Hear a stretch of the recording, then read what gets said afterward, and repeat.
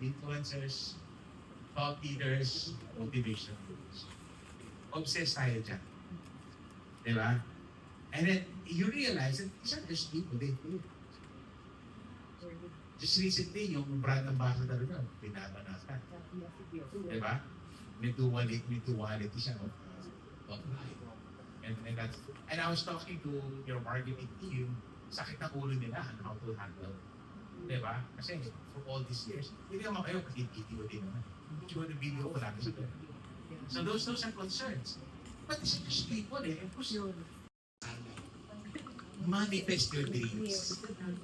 I know I've done speaking engagement in this company, and then the speaker before me would rally the big crowd and talk about things like manifest your dreams and you know mga advisors, yeah, come on.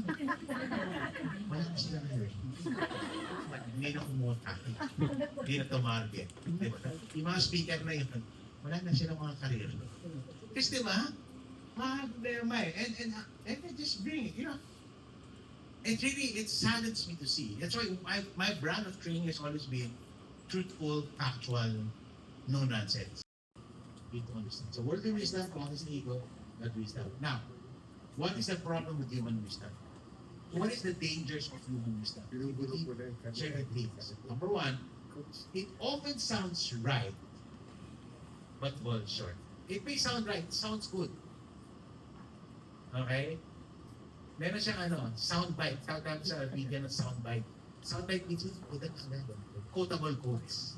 Dadatang yan. Diba? Okay yan. Hanggat nabubuhay po tayo dito sa mundong ito, there is, we call it in the Christian faith, sanctification, pagbabago. Pero sana huwag tayo matigas ang ulo, ha? Sumunod po tayo kay God. Absolute obedience po ang kailangan. And yung sinabi ni Randall kanina, humility. As God promotes us, all the more we humble ourselves before God and kneel before Him. Kasi ang greatest commandment niya, love God with all your heart, soul, mind, and strength, and love your neighbor as God loves us. Yun ang pinapagawa ni Lord sa atin. Kaya lagi tayo maging, kung kahit hindi ka mahal-mahal yung kapwa natin, ask grace from God.